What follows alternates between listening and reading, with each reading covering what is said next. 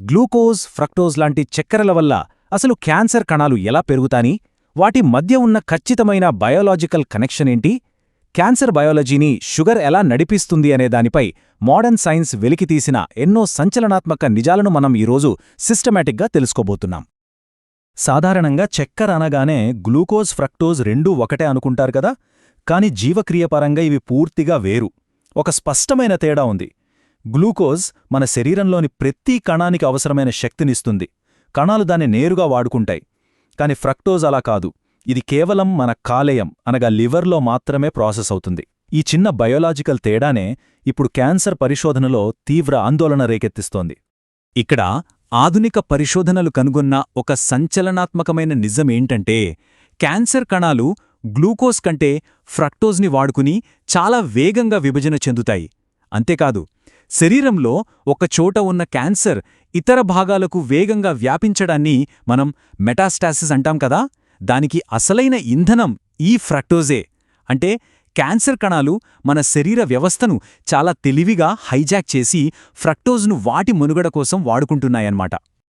ఇప్పుడు ఇక్కడ్నుంచి ఇది ఎలా బిల్డ్ అవుతుందో నెక్స్ట్ సెక్షన్లో చూద్దాం. అదే పేగుల్లో ఇన్ఫ్లమేషన్ మరియు క్యాన్సర్. మనం తీసుకునే అదనపు చక్కెర కేవలం లివర్ దగ్గరే ఆగిపోదు సుమా. మన పేగుల్లో ఒక పెద్ద సూక్ష్మజీవుల ప్రపంచముంటుంది. అదే గట్ మైక్రోబయోమ్. మనం షుగర్ ఎక్కువగా తీసుకున్నప్పుడు ఆ వ్యవస్థ పూర్తిగా దెబ్బతింటుంది. అక్కడ మనకు మేలు చేసే మంచి బ్యాక్టీరియా చనిపోయి హానికరమైన బ్యాక్టీరియా అమాంతం పెరిగిపోతుంది. దీనివల్ల దీర్ఘకాలికంగా పేగుల్లో వాపు అంటే క్రానిక్ ఇన్ఫ్లమేషన్ మొదలవుతుంది. అసలు ఈ క్రానిక్ ఇన్ఫ్లమేషనే కోలన్ క్యాన్సర్ లేదా పెద్ద ప్రేగు క్యాన్సర్కు దారితీసే అత్యంత ప్రధాన కారణాల్లో ఒకటని ప్రస్తుత క్లినికల్ డేటా బల్లగుద్ది మరీ చెబుతోంది.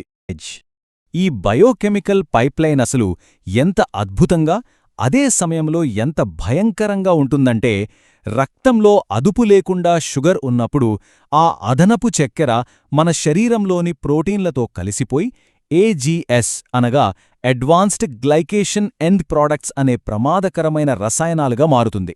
ఈ ఏజీఎస్ ఏకంగా మన కణాల బ్లూ ప్రింట్ అయిన డిఎన్ఏనే నేరుగా డ్యామేజ్ చేస్తాయి. ఒకసారి డిఎన్ఏ దెబ్బతిందంటే చాలు, ఆ కణం తన సహజత్వాన్ని కోల్పోయి అదుపు తప్పి క్యాన్సర్ కణంగా మారిపోతుంది. మరి దీనికి పరిష్కారమేంటి? డైట్ షుగర్ వాడొచ్చా? ఇక్కడే అసలు అపోహలున్నాయి. చాలామంది షుగర్ మానేసి డైట్ కోక్ లాంటి షుగర్ ఫ్రీ ప్రత్యామ్నాయాలు ఎంచుకుంటారు. కాని ఇక్కడే పెద్ద ట్విస్టుంది. ఆస్పర్టేమ్, సుక్రులోజ్ లాంటి కృత్రిమ స్వీట్నర్లు అసలు సురక్షితం కావని, వాటి వల్ల కూడా క్యాన్సర్ ముప్పుందని వరల్డ్ హెల్త్ ఆర్గనైజేషన్ తీవ్రంగా హెచ్చరిస్తోంది. ఇవి చక్కెరకి ఒక సేఫ్ బయోలాజికల్ లూప్ హోల్ ఎంతమాత్రమూ కాదు. పైగా ఇవి కణాల జన్యు నిర్మాణాన్ని మార్చేసే ప్రమాదం కూడా ఉందని పరిశోధకులు అనుమానిస్తున్నారు. ఇదంతా విన్నాక కాస్త ఆందోళన కలగడం సహజం. కాని ఇప్పుడు క్లినికల్ సైన్స్లో జరుగుతున్న ఒక పాజిటివ్ పరిణామాన్ని డయాబెటీస్ ఉన్నవాళ్లు దశాబ్దాలుగా వాడుతున్న అతి సాధారణమైన మందు ఇది. కాని ఊహించని విధంగా ఆంకాలజీలో ఇప్పుడిది పెద్ద సంచలనం సృష్టిస్తోంది. క్యాన్సర్ను నివారించడంలో ఈ సాధారణ డయాబెటీస్ మందు ఎలా పనిచేస్తుందనే దానిపై ఇప్పుడు ప్రపంచవ్యాప్తంగా అతిపెద్ద క్లినికల్ ట్రయల్స్ నడుస్తున్నాయి. అసలిక్కడ అత్యంత ఆసక్తికరమైన విషయమేంటంటే, ఇది ఎగ్జాక్ట్గా ఎలా పనిచేస్తుందన్నదే. మెట్ఫార్మిన్ రక్తంలో గ్లూకోజ్ మరియు ఇన్సులిన్ స్థాయిలను భారీగా తగ్గిస్తోంది. మనం ముందే చెప్పుకున్నట్లు క్యాన్సర్ కణాలకు కావాల్సిన మెయిన్ ఇంధనమే ఈ గ్లూకోజ్. ఎప్పుడైతే ఆ ఇంధన సరఫరా పూర్తిగా ఆగిపోతుందో ఆటోమేటిక్గా ఆ క్యాన్సర్ కణాలు శక్తి లేక ఆకలితో మాడిపోతాయి. ఒక డయాబెటీస్ మందు వెళ్లి క్యాన్సర్ కణాల మెకానిజంను ఇలా టార్గెట్ చేయడం మెడికల్ హిస్టరీలో నిజంగా ఒక గేమ్ చేంజర్. అత్యంత కీలకమైన పాయింట్ ఏంటంటే, రక్తంలో షుగర్ లెవెల్స్ని ఎప్పుడూ స్థిరంగా కంట్రోల్లో ఉంచుకోవడం, అలాగే మార్కెట్లో దొరికే ప్రాసెస్ చేసిన ఆహారాలకు పూర్తిగా దూరంగా ఉండటం. ఇవి వినడానికి కేవలం సింపుల్ లైఫ్ స్టైల్ చేంజెస్ లాగా అనిపించొచ్చు, కానీ క్యాన్సర్కి వెళ్లే ఇంధన సరఫరాను కట్ చేసే అతిపెద్ద ఆయుధాలు ఇవే.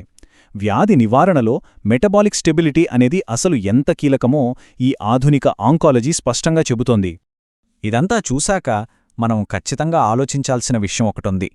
క్యాన్సర్ అంటే కేవలం ఏదో జన్యుపరమైన లోపమో దురదృష్టమో కాదు. అది మన జీవక్రియలకు సంబంధించిన ఒక సంక్లిష్టమైన ఆట. రేపు ఈ అతిపెద్ద క్లినికల్ ట్రయల్స్ అన్నీ సక్సెస్ అయితే కేవలం మెటబాలిజం మరియు బ్లడ్ షుగర్ కంట్రోల్ ద్వారానే క్యాన్సర్ను జయించే రోజులు వస్తాయా? రాబోయే రోజుల్లో ఆంకాలజీకి ఇవే ప్రధాన ఆయుధాలవుతాయా? ఏమో, భవిష్యత్తే సమాధానం చెప్పాలి. కాని మన ఆహారపు అలవాట్లకున్న అపారమైన శక్తిని మాత్రం ఈ సైన్స్ విశ్లేషణ మరొకసారి గుర్తుచేస్తోంది. ఈ ఎక్స్ప్లెయినర్ మీకు ఒక కొత్త దృక్పథాన్ని ఇచ్చిందని ఆశిస్తున్నాను.